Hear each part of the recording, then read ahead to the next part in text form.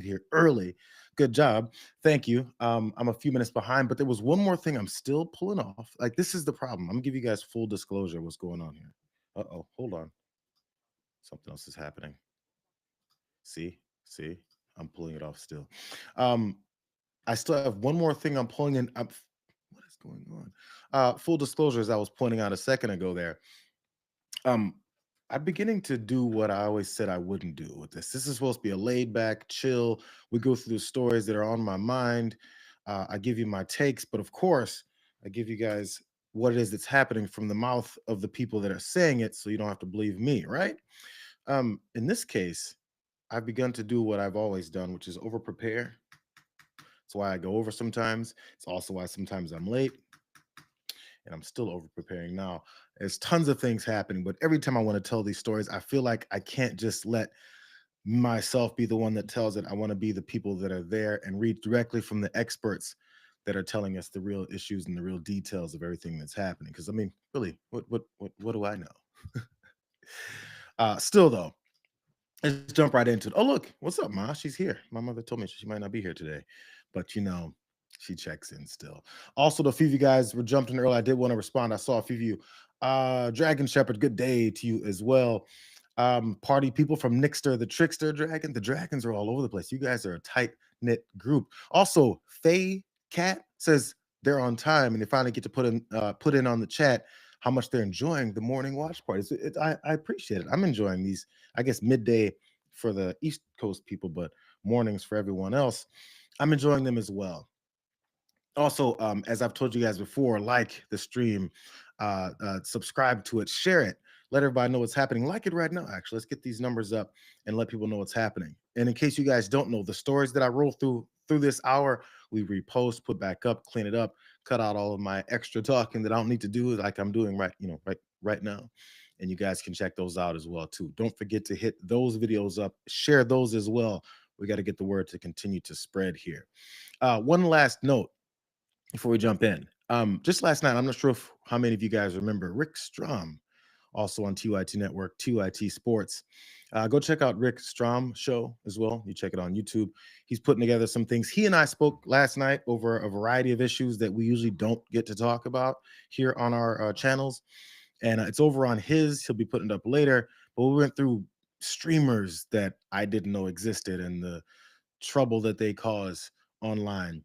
A little bit, it's not sports talk, but we talked about Shannon Sharp and his issues with ESPN, over and over, the things that Rick and I used to always talk about. Go check that out. We got a chance to get other things off our chest. We were supposed to talk for an hour. We talked for damn near 2. It's the second time we've done it. Go ahead and check it out. Let me know what's happening. And lastly, again, as I'm saying, the stream continues to hit. Whatever's happening, whatever you guys ideas you may have, whatever issues you may see here, hit me up. Check me out on all the socials under my name. Specifically, I see what you guys are saying over on Instagram. So please hit me up there. I respond to just about everybody. So with all that being said, let's go ahead and get started with the madness of the day. I'm sure you guys can imagine what it may be. We're going to start off with more of these trade deals. It's July 31st, isn't it? Am I right? Let me check my watch. It's July 31st. Tomorrow is August 1st. That's how, time goes. Or at least our calendar goes. August 1st is when these trade deals are supposed to either kick in or the deadline for them to be solved and signed. Don't forget the signed part and whether or not they're going to have any teeth to them. I want to show you guys exactly where we stand. So let's start with ass kissers over on Fox News trying to get us to think things that we may not normally would have thought. Let's go. Trump knows how weak the Europeans are, and he squeezed $1 trillion out of them. Trump's imposing his will on the world and making other countries invest here after decades of American companies investing over there. Obama said this was impossible, that you couldn't just wave a magic wand. Trump didn't wave a wand. He waved a 6-iron. The recession never happened, inflation never spiked, and most companies are just eating the tariff and not passing price hikes to consumers. Remember how they said Trump was a taco president, AKA Trump always chickens out?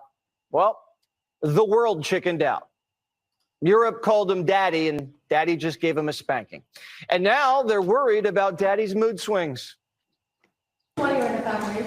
Was it a bad morning of golf, or why you're not in a good mood? No, the golf was beautiful. There's our water carrier, Jesse Waters, kissing Trump's ass as many different ways as he can. But the main purpose is to push that propaganda and tell him the lies about his trade deals that apparently are happening, calling him daddy. Oh my God, he just took $1 billion off of the EU. Oh, this guy is a genius. As a matter of fact, he's raising more money off of our backs while this guy congratulates him. We'll get to more of that information. But just in case you didn't know, the reasons why Jesse Waters talks like that is because there's people like Peter Navarro, the guy that was, downgraded in part of these negotiations that really aren't negotiations, speaking like this about Trump, because this is the main purpose of this administration, not to get things done, but to praise this guy for doing nothing.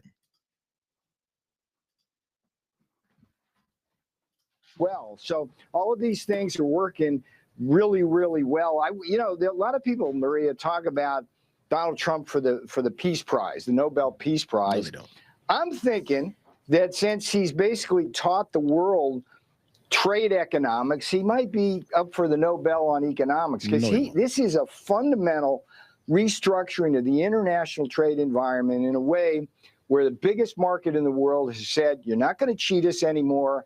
We're going to have fair deals. And everything he's doing has defied the critics. The tariffs have been tax cuts rather than inflation. Yep. And it's just working beautifully. Yeah. You're right, Peter. These deals are happening now fast and certainly look incredibly effective. What? Peter Navarro said that Donald Trump is, first of all, he's being talked about by so many people for the Nobel Peace Prize. But what he should get, since he changed the whole world economics, is the Nobel Prize on economics, as he destroys this country's economy. That's the purpose. It's to fool you into thinking that there's an alternate reality than it is what you're seeing. And of course, Maria Bartiromo continues the same process of just saying, yeah, that's right. Look at these deals. These deals are amazing. Has she looked at the deals? I'm curious. Do you guys think she's looked at the deals? Maybe she should speak to Ford Motor Company, because part of these deals that he's being made have resulted in some things. And I don't feel too sorry for them, mainly because of this. There was this headline that pointed out Ford donated $1 million and a fleet of vehicles to Trump's inauguration, just like a bunch of other oligarchs and corporations that wanted to kiss up to the dictator who was making sure that anyone who gave him $1 million, a measly $1 million of Ford, will get some kind of preferential treatment. The problem with Donald Trump and those promises that he makes to people who give him money is that he has policies that are destructive. And this is where Ford is now. Ford says that Trump tariffs are going to cost it about $2 billion this year. That's with a B, $2 billion. So Ford can give $1 million to Donald Trump to be like, please, help us out. We need some preferential treatment and legislation put forward, and maybe even some executive orders to give us more money. And instead, his tariff policies have put them $2 billion as they're projecting in the hole. That's great. There was a Politico article that went through many of the issues that go on with these trade deals. I want to point out what I said earlier. Deals done and deals signed. I don't think these things have been signed. They're never pointing out any kind of trade agreements with someone sitting there as they're signing these deals, because he would show that. He wants to have this PR presidency where everything is promoted about how great he is. You see these things are posted on Truth Social, they're posted on Twitter and sent out through socials as if it's some kind of an official closed deal. Let me give you some details that Politico pointed out. These are the things that they don't expect anyone to read on. And I feel like I do this every time, but every time they lie about it, I have to counter with actual truth. Check this out.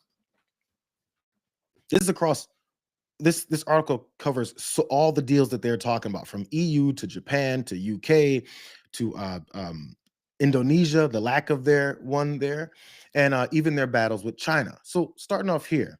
So these disagreements and lack of specifics or written agreements of any kind on the trade deals that the White House has rolled out in recent weeks are raising doubts about how much Trump has really succeeded in lowering foreign barriers or drawing in foreign investments for U.S. businesses.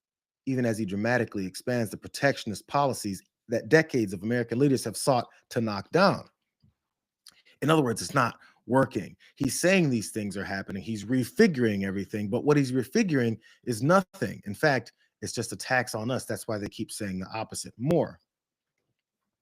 Here's what Senator Tom Tillis, a Republican Senator Tom Tillis, said. He said, I want to see the text and classified annexes of some of these agreements because it's really important.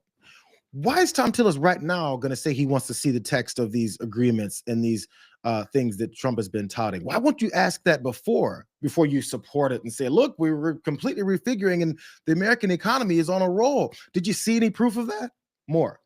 Of the 6 agreements Trump has reached with leading trade partners ahead of a self-imposed August 1st tomorrow deadline, only one of them is signed.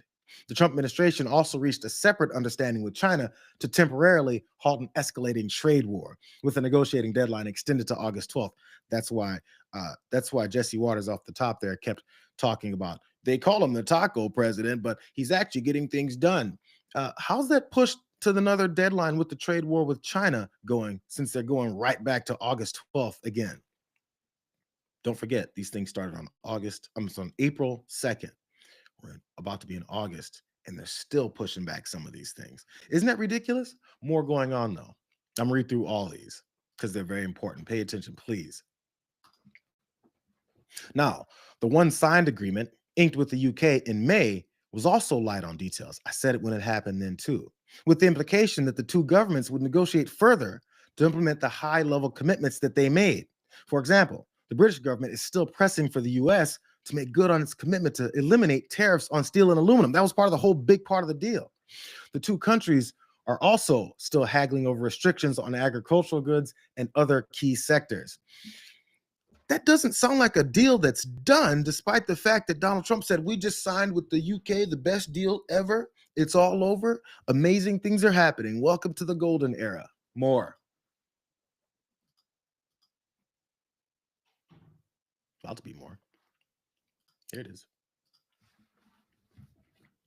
In announcing the EU trade deal, separate from the UK, in announcing the EU trade deal at one of his golf courses in Scotland on Sunday over the weekend, for example, Trump indicated that Europe would be lowering its tariffs on US goods to 0. But the EU later said that it only applied to some products, like commercial aircraft and their components, while tariffs on industrial goods and agricultural products are still being worked out by the two countries. Does that EU deal sound like it's done when they said things are still being worked out? The difference that we're seeing here is that in one country, ours, we're listening to a president tout all of these successes, and no one pays attention to what the leaders of the EU, the UK, Japan, China, Indonesia, Taiwan, and the rest of the other hundreds of countries in the world that he said he's just slapping letters towards, and they're going to have these tariff rates. No one listens to what their response is to his declarations about these conclusive deals. I'm not even done, bro. This hits back close to home. The U.S. tech industry expressed disappointment on Monday that the framework didn't address the EU digital regulations and taxes. It's missing some things. We strongly urge the White House to redouble its efforts to address EU policy and regulatory barriers to U.S. digital and services trade, especially those that target U.S. firms and treat them unfairly. That's what Christine Bliss, who's the president of the Coalition of Service Industries, said. They represent Microsoft, Amazon, Google, Facebook, among these other tech industries that also gave him a bunch of money because they thought they could get some preferential treatment, which of course they did. But after getting that preferential treatment, he implements disastrous policies that of course will cost them money, and then that will eventually cost consumers money. It's the same story over and over and over and over again. I'm not done. I'm almost done, but I'm still not done. Trump said on Sunday that the EU would also buy vast amounts of American weapons with hundreds of billions. But on Monday, European officials quietly clarified that nothing concrete on arms had been agreed. We should have gotten an indication. Hold on. I'm gonna come back to that quote. We probably should have gotten an indication that that was bullshit when Donald Trump said they're going to buy vast amounts of American weapons and hundreds of billions of dollars. Those are not specific numbers. If you're signing trade deals about money specific amounts of money when it comes to businesses making money? Do you think businesses sign deals and go, we're going to sign for vast amounts? We're going to agree to hundreds of billions, not a specific number of hundreds of billions, but hundreds of billions. Who knows? Could be 100 billion. It could be 700 billion. Who knows? Who cares? We don't do anything with any kind of specificity when it comes to Donald Trump because there's no specifics. Also because there's no damn deals. Let's go back to that last quote that I was talking about. There's a second half of it. This is what one senior EU official told some reporters. Arms procurement is not a matter for the commission. This was more of an expression of expectation on the part of President Trump that the increased defense expenditure would benefit U.S. defense companies. It's an expectation, but it was not calculated in any way into the figures that we talked about. There's no deals. Every time they were saying there was going to be deals, the next 2 weeks after the 2 weeks passed of the previous pushback, eventually Donald Trump said, I just have to start announcing some deals. Who cares if they're deals? And after he said he announced all these deals, which aren't deals, they went on to saying, I'm going to send letters to Mr. Japan and just say, this is going to be a 15 to 20 to 25% tariff rate. I'm no longer doing any deals. The great deal maker bailed a long time ago because he's lazy, he's stupid, and he's making no deals. By the way, let's not forget, the only reason he has to make deals is because he blew up our entire trade agreements with all these countries in the first place for the sake of thinking he's bringing in money from them, when in reality, he's raising taxes on regular consumers, and it's going to put more money in these rich guys' pockets, including himself. I only got a couple more, I promise. It's going to be worth it. Politico continues. There are similar questions around Japan's pledge to invest $550 billion in the U.S., a move that Trump heralded as unprecedented. A White House official confirmed that details were still being worked out on the Japan deal. How are details still being worked out on the Japan deal when the Japan deal was a done deal? When we're going to get $550 billion, which, by the way, the details from that, if you listen to Japanese leaders, has to go through their legislative system, which has to allow this. Many of the things that they proposed, that they said, these companies would have to agree to want to do something in the United States.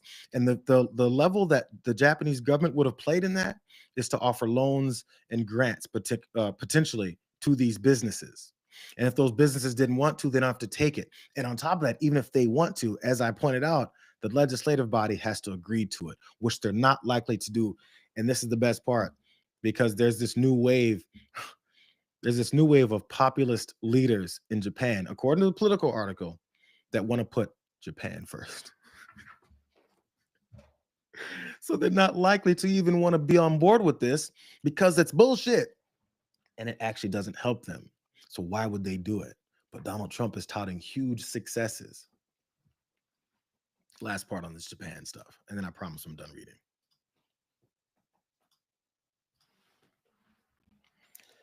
If and when the deal is formalized in writing, it will have to win approval in this Japan's parliament. This is I was just pointing out, which is not guaranteed given that the body will soon see an influx of populist lawmakers from the far-right Senseto party, who won elections earlier this month by promising to focus on, quote, Japanese first. Sorry, I had it wrong. It's Japanese first. It depends largely on which of these decisions have to go through the legislature for approval. But it really depends on the details, which, again, I think I've said this 5 times just in this dismantling of these horrible non-deals, which we don't really have at the moment. There's been nothing signed. There's been nothing negotiated. There's just been these parameters for these other countries to look at Donald Trump and go, yeah, sure, and pat him on his head and go, we have a deal, buddy. You tell your people that you have all this planned and ironed out, lower our rates from the 50% that you were threatening down to 10 to 15 to 20, whatever the hell it is. Fine, do that still. When we're going and sell these products imported into your country, and the companies here that import those products will pass that price on down to consumers. Why would they care? They're Japanese first. It's worth mentioning in long, exhaustive terms of how much bullshit this is. It's not real. He's making things up. He's a liar. That's why we point out who liars are. Richard Quest was on CNN, and I think he broke it down just the same, but he had some detractors. Again, I don't like going to Abby Phillips' show, not because I dislike Abby Phillips. I love Abby Phillips. I wish that they didn't have people like Scott Jennings on because he's disingenuous. But again, Richard Quest, he's an analyst on CNN and also an anchor as well. And he pointed out some of the same things. And look how ruffled these two conservatives on the panels, their feathers get over it, because again, they know we have to keep this on the low, right?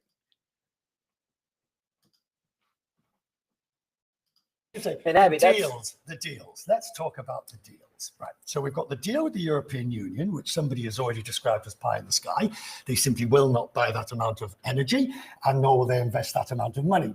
We have the deal with Japan, where nobody knows where the $650 billion worth of investment is going to come from. Nobody. The Japanese admit they don't know where it's going to come from. We've got the deal announced today with the South Koreans.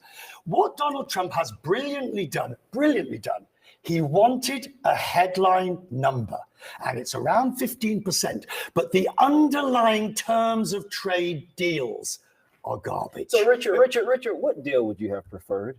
How do you mean? Well, what details of a deal would suffice for you? Well, I would have liked them to have negotiated a proper long-term What's proper? deal. Let's focus on the word proper. Where the What's detail proper holds to up. you? Where the detail... No, because you keep saying this, but you're giving no specificity whatsoever. I can sit here and name a whole bunch of random ridiculousness. That means absolutely nothing at all. With respect, no, because they've actually announced the European deal where supposedly $600 So billion... give specifics about what you would like to see in an alternative. Wait a minute, Scott. Give an alternative and give specifics for what would be a deal that would satisfy your critique. A long-term trade relationship deal that doesn't rely on a fictitious amount of investment. Okay. The Japan deal. Richard. No. I'm listening. The Japan deal envisages $650 billion worth of investment. But nobody says by whom or how or the penalty against. It is literally making it up. Look, because let me let some of the other folks onto the conversation.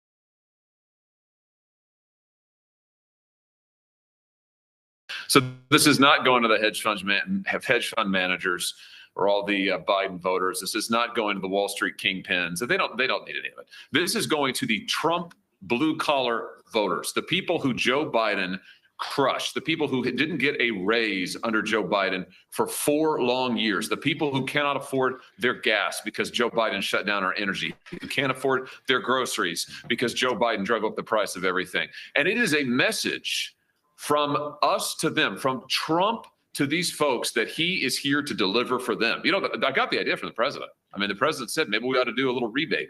Great idea. It tells our people, the working people, that we are here for you and these policies are going to benefit them. And we're in it for the long haul. These Trump policies are here to stay. So this is. Damn it. It's not even TDR and I muted myself. Apologies on that. We'll get back to the $150 billion that he's bragging about that actually come from our wallets. That's really the case here. But Josh Hawley has introduced legislation that's going to give tariff rebates to people. What's the purpose of a tariff rebate if we're not losing money? Why do we need rebates for money that we're not losing? You know how rebates work, right? You know, you pay for something and then they give you some percentage of it back because they want to bring in more of your business or maybe lower your costs in a roundabout way. Why would our costs need to be lowered if we're not spending more money? Matter of fact, Josh Hawley says he introduced that legislation and it's Donald Trump's idea. You have to give him credit for it. This is when Donald Trump got that idea for tariff rebates on tariffs that don't somehow cost us money. This is the moment. This is the moment that he got the idea that Josh Hawley said that Donald Trump gave him. Mr. President, with all of that revenue coming in tens and tens of billions of dollars, do you think there's the possibility of a rebate to the American public in terms of all of that money? We're thinking about that, actually. We have so much money coming in. We're thinking about a little rebate, but the big thing we want to do is pay down debt. But we're thinking about a rebate. That's a very good question. You just made a lot of news. We're thinking about a rebate because we have so much money coming in from tariffs that a little rebate for people of a certain income level might be very nice. Mr. President, A reporter asked Donald Trump if there's going to be a rebate on tariffs. Donald Trump said, "That's a great idea. You just made some news. I never thought about that. We're working on that." How are you going to work on it when you just heard the idea from the guy? But then he passed that great idea, the genius idea, on down to Josh Hawley, who's now giving him credit for the idea that's in direct opposition to his tariff plan. This guy starts the chaos. He keeps the chaos going. He needs to find a way out of the chaos. Once he tries to find a way out of that chaos that he created, he says it's his idea to fix the problem that he started, but it's actually someone else's problem. And I'm going to give you one last piece that proves that. That reporter that brought the whole thing up, that Trump said was a great idea, he even bragged about it on his radio show. I mean, he's a guest on this network's radio show. And if you need confirmation that it wasn't Donald Trump's plan that became Josh Hawley's bill, here's the guy talking about it. Let's talk about tariffs for a second and this idea that the president has floated of a taxpayer rebate from the money we're collecting from the tariffs. Well, this was another one of my questions. If you're not aware of that, I asked the president, with the tens and tens of billions of dollars in tariff revenue that is coming into the U.S. Treasury, I said to the president, why not a tax rebate check for the American taxpayer? And when I asked that question to the president, you can see it if you're watching the video, there's like a light bulb that goes over his head that says, that is a good idea. And he tells me that is a good idea. And in fact, after he answered the question, Caroline Leavitt, the White House press secretary, came up to me and she said, that's a brilliant idea. We're doing it. I'm talking to Stephen Miller, the White House deputy chief of staff. We are doing that. Boy. And then in short order, Josh Hawley, the Republican senator from Missouri, said, based upon the president's answer, he's going to introduce legislation along these lines when the Senate comes back from its August recess. John, you're really getting things we're done. We're going to have to get your name on those checks. Yeah. How about that? Well, hey, John. Someone suggested Decker dollars. Decker dollars. They're just telling you in plain view what it is that's happening. He even said Josh Hawley took the idea based off the president's answer, not the president's idea, the president's answer that I asked and suggested this policy of giving people some of their money back that you just took. I apologize again for the muting. I'm not sure what all you guys missed. Hopefully it was just me talking about the $150 billion in bragging that Donald Trump and the White House put up on their X page that talks about how much money they've stolen from the American people in the first 6 months, which will get worse. August 1st is tomorrow. Let's see what he does. Let's see what he does and tries to change as he go into the weekend and into the August recess, which started a little bit early for the for Republicans in the House because they were afraid of Jeffrey Epstein. But that's the case on tariffs and the rising costs of everything. That's exactly the case, but they don't want you to know that. I'm curious how much of it you guys missed. I have a lot more to get to, but now I don't want to miss out too much. So thank you guys for yelling at me, even though I wasn't in that actual part of the chat, so I missed a little bit of it. We'll see. Here we go. Let's go to this next piece. Maybe you guys have heard a little bit about the redistricting plan that's going on in Texas. Well, one California governor, Gavin Newsom, is responding to that, and in his usual latest form, he's been upset. Here he is, still upset. Let's go. We're trying to play by one set of rules, and these folks on the other side have played by a completely different set of rules. So much so that the President of the United States called Greg Abbott and told him, in essence, find 5 additional seats so we can rig the election next year and maintain the power and authority with the House of Representatives, which de facto amounts to no power, no authority, complete capitulation, so Trump can continue to run roughshod over our rights and liberties. We're trying to play by one. So there's Gavin Newsom trying to gin up enough energy and support from Democrats to fight back in different ways rather than saying, wait until the election, wait until the election. I know Gavin Newsom has his issues, but when it comes to fighting back and having to talk to guys like Donald Trump who run roughshod over everyone else and kicks them in their face while they go, oh, I'm sorry, maybe the people will actually see my face bloodied and want to support me next time, instead of actually doing something about it, Gavin Newsom is at least saying things like this to get things moving. There is one candidate for, I believe, Congress down in Texas. His name is Isaiah Martin. Maybe you guys saw this too. He took a few minutes to shame the people in the room that were doing Donald Trump's bidding, including Eric Abbott. He wasn't in the room, but Eric Abbott is the ringleader of this whole thing to follow Donald Trump's lead on trying to steal more seats because he knows his policies absolutely effing suck. Here's Isaiah Martin talking about what it is that they should probably do, which should be, you know, step down.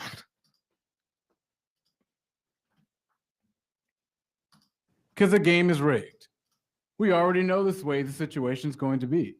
Many of you that are Republicans that are looking at you, you guys understand the game. You got to get Trump's endorsement.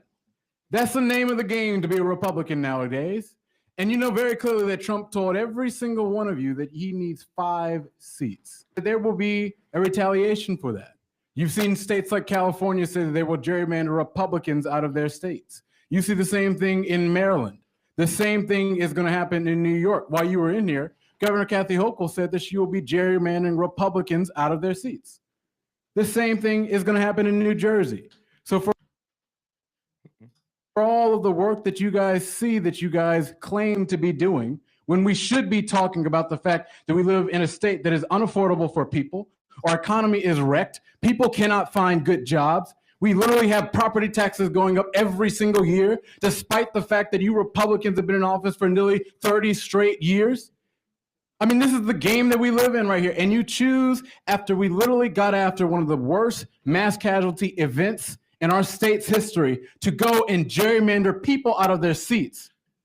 That's what you have chosen to do with your time, because you're scared of Donald Trump. You are scared and terrified because you're seeking an endorsement when you understand the truth. And the funny part about it is that you all know it's true. You can't react to it. I see you guys' faces. You can't react to it, but you all know what the situation is. Because Donald Trump runs this body. He runs your vote, he runs your vote, he runs your vote, he runs your vote, because you guys know that you cannot dare cross him. And ultimately, what we need in this state are people that have the cojones to actually go forward and call this stuff out. And you can thank your failed, senile, dilapidated, Epstein partying with president for all of the work that we're about to do to every single one of you. Thank you for your testimony. Did this, you caused this, and this is the witnesses- result of you and your work. No, I'm not going to finish. Witness's because time has ultimately, expired. I'm not finished. Because ultimately, who doesn't have a say in this are the people of this state, the 40 million people that you guys just kicked Witness off will come to healthcare, order. The people of this state. The witness that are now does not. The gonna witness go is not without SNAP recognized. As a result of what you guys have done, this is a result of your policies, and you have no shame. Okay. You have Nope. no shame. None. The witness. Zero. The witness. You have no shame Nope. for what you've done, and I think that we all should be standing up here and Just cut off his mic. They cut off his mic. The sergeants are directed to remove the gentleman from the room. History will not remember you kindly for what you have done. They will not. As a matter of fact, history might not remember you at all because of what you have done. It's horrific. The gentleman will be removed. Shame. You need to have shame. History will not remember you for what you have done. It is a shame. Members. You need to have shame. History will not remember you for what you have done. It is a shame. It is horrific for what you have. Jesus, get off of him. It's horrific for what you have done. You should all be ashamed. Isaiah Martin decided to stand up to this redistricting that they continue to push and act like it's a normal thing. Now, redistricting has always been happening. It happens in Republican states. It happens in Democratic states. The situation is it's always back and forth. And as we've seen, the most redistricted states are Republican ones that keep talking about mandates and the will of the people, and we're just doing what the vast majority of the people want us to do.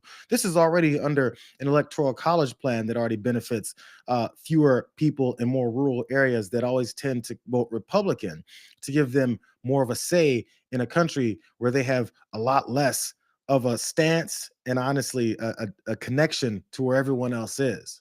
So they lessen the blow of the majority of the population in order to give more power to the fewer, less populated areas. And because they're losing in Texas, and because these policies absolutely suck, I want to show you guys the map that they were proposing to redistrict that got Isaiah Martin run out of there in aggressive fashion. But I'm not sure if you can see the blue sections. There's a small part there in the western corner of the state, a little, and 3 to 4 other small dots there in the middle down to the south of the state.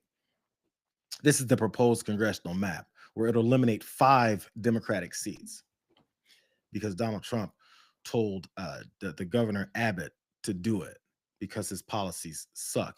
If your policies are so great, why can't you present them to the American people and get the majority of them to vote for it? They're openly saying, we suck, we have to cheat. I love Isaiah Martin. Let's go to more of what he said ever since he got taken out of that room. People are paying more attention to him. So I just saw this. Apparently DPS put out a statement after Republicans threw me in jail. They say that I refuse to obey.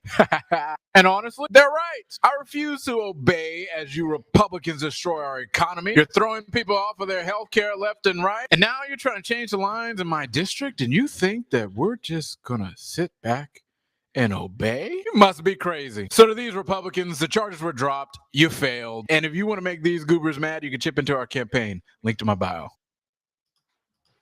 And with a campaign plug there as well, because obviously, like I was saying, he's the congressional candidate there in Texas as well. They took him to jail, no charges, as you heard him talk about. But he did also mention how he's had the opportunity to talk to some folks as he was being held in whatever jail they had him in. And that could have backfired as well. Check this out. You know, the funniest part about the Republicans sending me to jail was when I first got there, I actually did a town hall for the inmates. I know it sounds crazy. Basically, when I told them the whole situation, they were asking me like, what? Congress? How does that work? They're asking me about tariffs and childcare. I taught them how to register to vote, like how the whole process works. It's crazy. So when I think about it, not only did those Republicans and Officer Pillsbury Doughboy cause millions of more people to talk about their gerrymandering scam, I got a good opportunity to go talk about politics with some inmates that probably hadn't thought about it before. Definitely something I'll never forget. Oh, and if you want to make those Republicans matter, because, you know, all charges were dropped, you can chip into our campaign. Link to my bio. Let's send them a message. I will plug them every chance that I get. I usually hate those emails or those calls for chipping in. It's just the term chipping in annoys me. But still, go ahead and support Isaiah Martin if you can. So he got a chance to talk to some of the inmates that were there who maybe weren't thinking necessarily about how the process has gotten them in maybe some of the positions that they're in when they were not inmates. And the voting process, I think he even said he registered a few of them to vote. We'll see if they start changing those rules as well, too. But Isaiah Martin is doing some work. I want to go back to Governor Gavin Newsom from California. He spoke a little bit longer about this approach and his plan that is now apparently going to spread to Jersey, New York. There's a few other states that have a large number of liberal cities and large population areas that the only way to fight this kind of, cheating is to respond and make sure that they whine and cry about it, too. Because if we just go to courts and talk about, district courts and the Supreme Court even to do the right thing when it comes to disenfranchising voters and literally eliminating Democratic seats because you can't fight off of your agendas, then it's about time to fight back and have them whine and cry about it. And we'll have this fight together and make sure we don't do this process anymore. I've always believed in things like that. People won't listen to you until it affects them. Here's Gavin Newsom talking about that. It's exhausting. I'm sick of it, and I don't want to be on the receiving end of that anymore. I'm sick and tired of being on our heels. Got to be on our toes. It's not about fighting back. It's about leaning forward, and it's about setting the tone and tenor. I'm sick of this party needs to wake up. These guys aren't screwing around, and I say this not in literal sense, but they're assassins when it comes to the way they weaponize grievance and the way they play politics. Yeah, enough. I mean, what more goddamn evidence do we need? Excuse my language. I mean, they've rolled back the last half century in real time. That's just 6 months. Right. Can you imagine this guy having an additional 42 months with no system of checks and balances, no oversight? I mean, seriously, the hell else more evidence do you need? This is an existential moment. And so Democrats, if we want to have a party, if we want to be functioning, not just as a party, but as a democracy, if we want a system of checks and balances, we believe in the rule of law. If you believe in popular sovereignty, this is not about popular sovereignty. This guy wants to wire. He tried to break this democracy, tried to light it on fire on January 6th. He just made a call to the governor of Texas saying, in this case, not find me the votes, but find me new seats to rig the game. If we want to still be in this game, we need to disabuse ourselves, disenthrall ourselves of the status quo in the past. We have got to enter a new mindset, and we've got to get back on this playing field, and we've got to do it with the kind of vigor that our kids and grandkids deserve, that liberty and freedom deserves this moment. The founding fathers deserve the principles that define the best of Roman Republic and Greek democracy. That's on the line unless we stand the line and stand guard of this democracy. And that means we got to go on offense. No more defense. Go on offense. Fight fire with fire. So you ask me, am I in? I'm all in. You ask me, am I committed? I'm all in, committed and resolved. And so this is not a bluff. This is a moment to be held to a higher level of accountability. I know Gavin Newsom has a way. It's very political. It's very polished. But I'm gonna have this edge, I'm willing to bypass what I see as the performative nature of that and go to the actions behind it. This has been the problem. There's been plenty of people on the Democratic side who say things the right way and don't do them. If he continues on the road of doing these things that are in direct competition with this destructive nature of this entire MAGA party, I'm all for it. I don't care that he's performative. All of them are. Let's keep it real. So if action happens, let's go for it. Because right now we're sitting back and watching it happen, and people go, well, man, you guys got to understand what's happening. No, you have to tell people what's happening. Show them in real time. Talk about it. And then when they start whining, like JD Vance has been whining because of these plans from Gavin Newsom, we can talk about what it is that they're doing, and they'll tell their constituents, they'll tell their followers, can you believe what's happening? And that's the opportunity to then point out, yes, we see what's happening that was triggered by you. Check this out from JD Vance. He has the nerve to post this. This was crazy. This was crazy. He said the gerrymander in California is outrageous. Of their 52 congressional districts, 9 of them are Republican. That means 17% of the delegation is Republican, and Republicans regularly win 40% of the vote in that state. How can this possibly be allowed?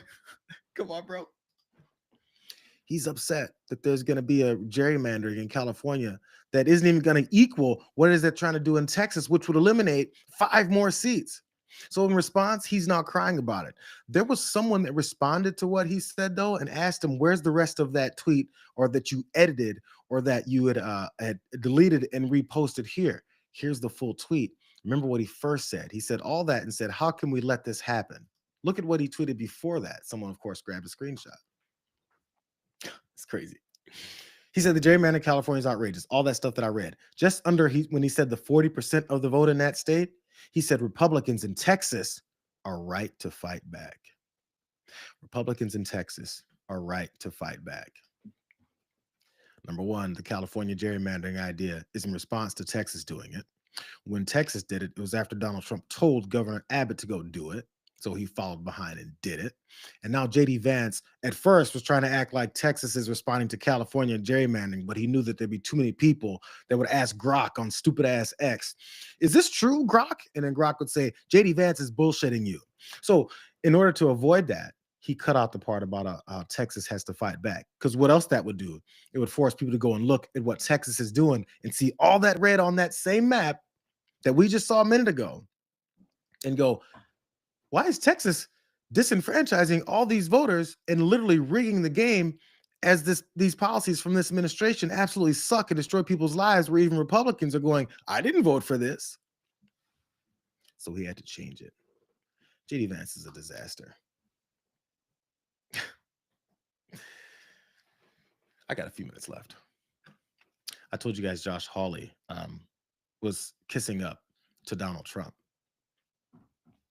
It wasn't in this case, though. Josh Hawley was proposing a bill that would ban congressional members from having their insider trader approach to how they do their business and make millions of dollars based off of it. He has a bill looking to ban it. I know this has been through the House so many times, but here comes Josh Hawley pushing it again.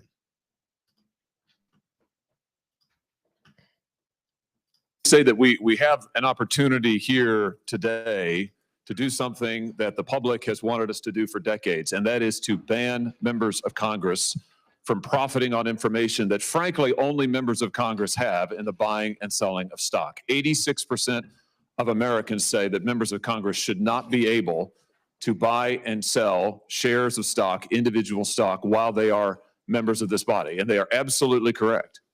And the reason is, you can see it, there was just another ethics referral in the House last week. We've seen the former Speaker of the House make millions of dollars in profits. We've seen members of both parties, I'm sad to say, be investigated for their stock trades. And the reason for all of this is that, quite frankly, members of this body are privy to information that the normal person just is not. Now, is that insider trading? It is not under the laws.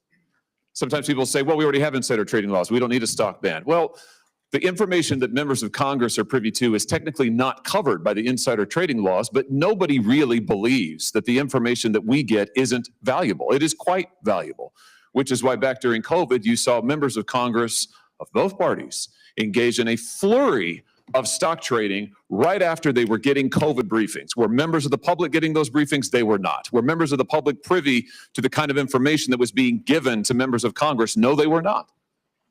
And so when you look at what members of Congress are privy to, what they are able to trade on, the access that they have, it's just qualitatively different than your average Joe or Jane, which is why we ought to put into place common sense guardrails that say, if you want to be a member of Congress, you can put you want to save, great. You can buy mutual funds. You can buy broadly diversified investment vehicles. You should not be able to buy and trade individual stock shares, in which, frankly, we have an interest in the work that we do. We have information that no other people get, no other members of the public have. This bill would finally redress that. It is in substance identical to the bill that the committee passed last year. And I believe it is a huge step forward in finally addressing this problem. I urge a yes vote, Mr. Chairman.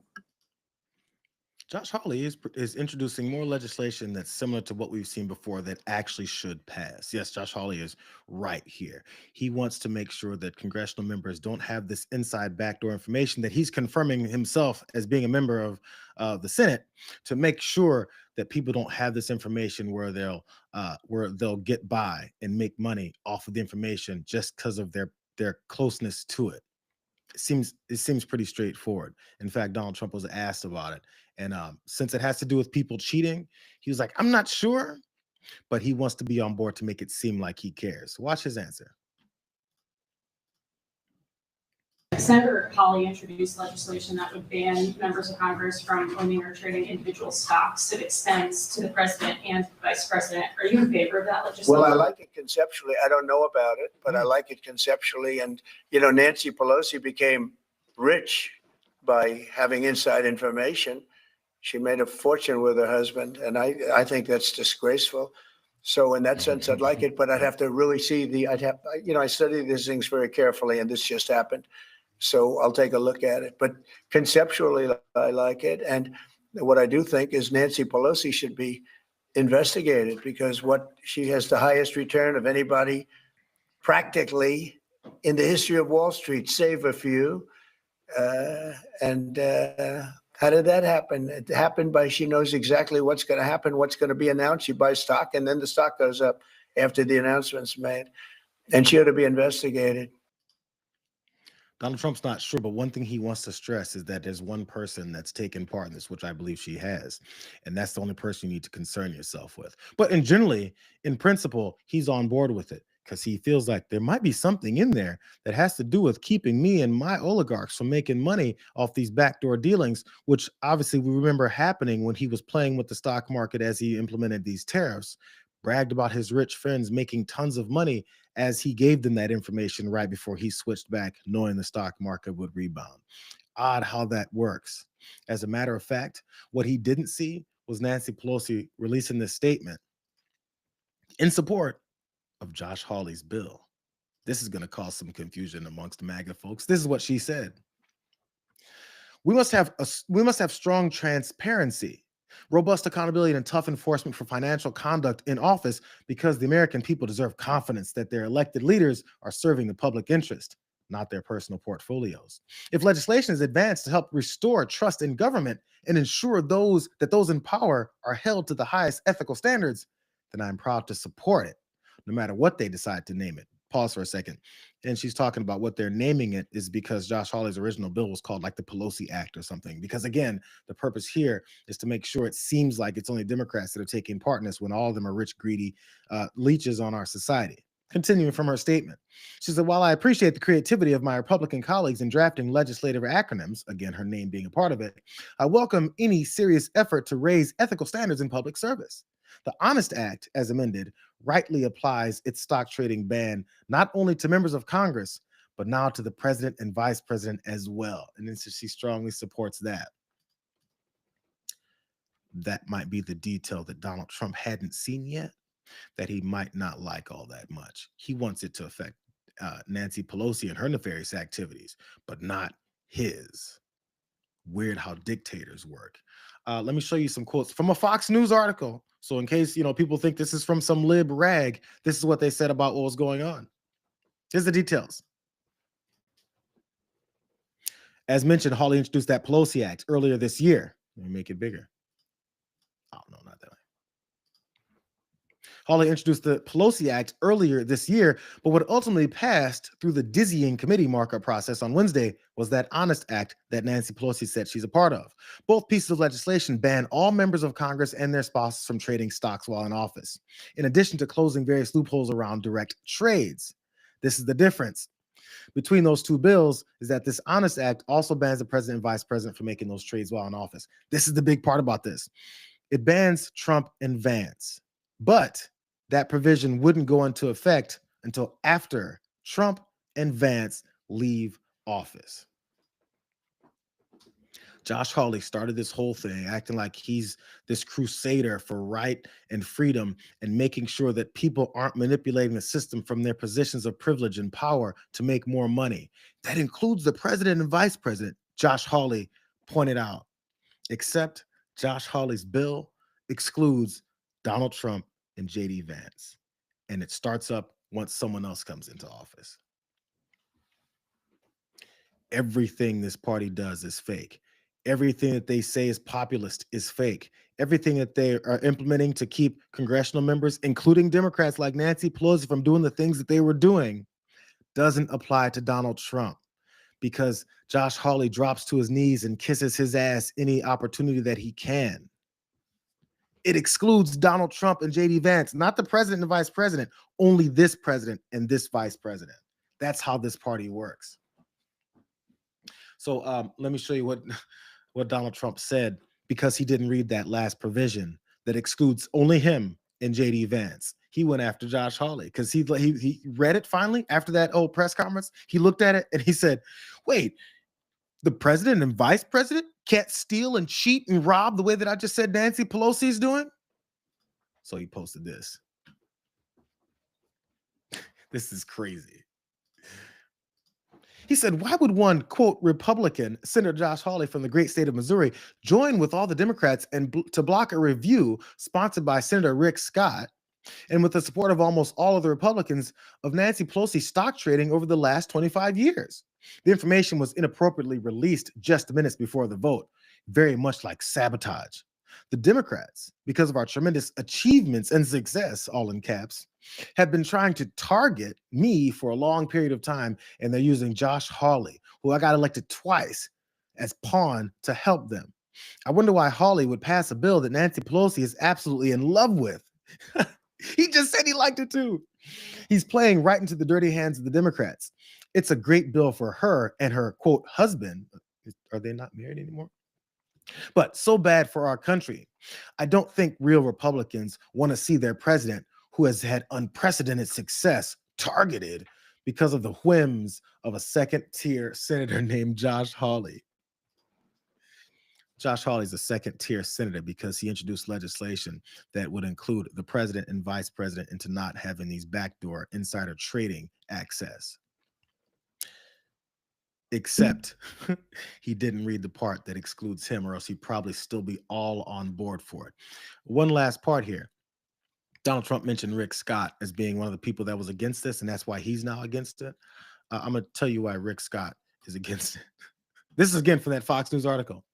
Rick Scott from Florida, one of the wealthiest members in Congress, responded and said, I don't know when in this country it became a negative to make money. Rick Scott is against this bill that Nancy Pelosi was named after Nancy Pelosi. Is Rick Scott all about Nancy Pelosi making millions of dollars off of the backdoor stock trading deals? He said, I don't mind it. I'm sorry. This is what Hawley responded with the saying. I don't mind anyone being rich. I mind people getting rich while they're here and trading stocks. And following that hearing, reporters asked Hawley about the criticism from his Republican colleagues more broadly, because it was more than just Rick Scott. He says, they don't want to ban stock trading. I just think that's a mistake.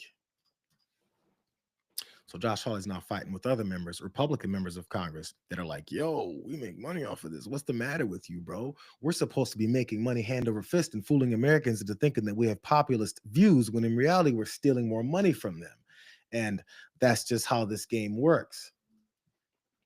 Last part. I know it's past noon now in Central and 1 o'clock in the East, but I want to show you guys the response that Josh Hawley had after Donald Trump called him second tier and how he's going to be supporting Nancy Pelosi. You would think Josh Hawley would have a little bit of nerve to say this is supposed to be keeping people from cheating the system. Instead, Josh Hawley, who's this strong crusader for populist policies that don't cheat the American people, he said this instead. Trump's not pleased. He says, why would one Republican, Josh Hawley, side with Democrats to block a review of the bill? It's a great bill for Nancy and her, quote, husband, but bad for our country. Trump even gave Hawley a new nickname, second-tier senator.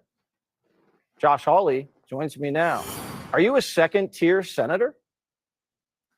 Well, that's not the worst thing that's been said about me even today, Jesse. So listen, I had a good chat with the president earlier this evening, and he reiterated to me he wants to see a ban on stock trading by people like Nancy Pelosi and members of Congress, which is what we passed today. I think it is absolutely vital we put a stop to this.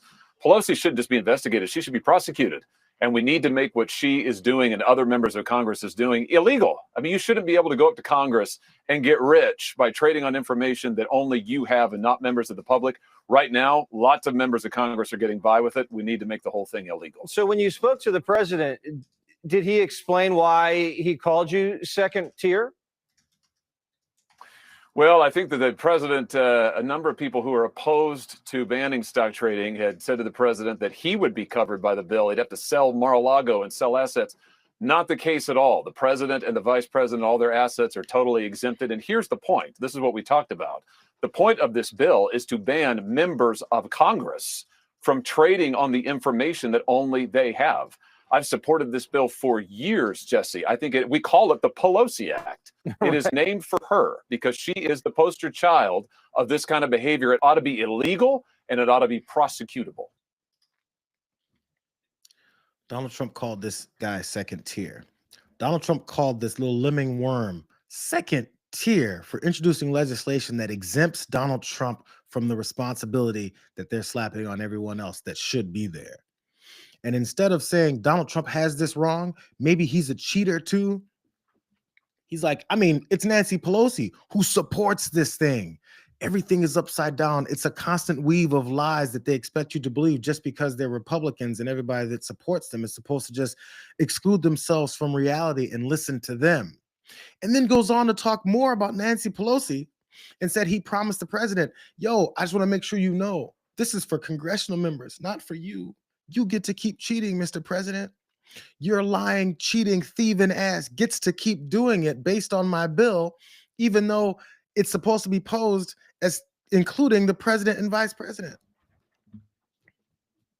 These guys are completely predatory on the country while excluding the right people being their bosses in the executive branch to continue to do whatever it is that they want to do. It's just a matter of how long we're going to continue to let them keep fooling us and keep lying to you and telling you that they're populist when they're not. There's no reason to trust anything they ever say or do. I went over by 5 minutes because I started 5 minutes late. It's a solid hour. What can I do? What do you guys want me to do? Glad you guys are here. Appreciate you. Tomorrow is a big Friday on the show, or at least on this watch party show. Go check out John now over on TDR in case you guys haven't taken off already. I'll see you guys soon. But don't forget, one more time, in case you guys got here late. Wait, come on. Don't click yet. Go ahead, like that stream, share that stream, and love the stream a little bit more as well. Subscribe if you haven't yet. And last thing, go tell John Idarola that I say hey. And the watch party was off the hook today. We'll see you guys tomorrow. Happy Friday.